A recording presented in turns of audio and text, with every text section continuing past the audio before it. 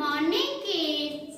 Today we will recite poem Two Little Dicky Birds.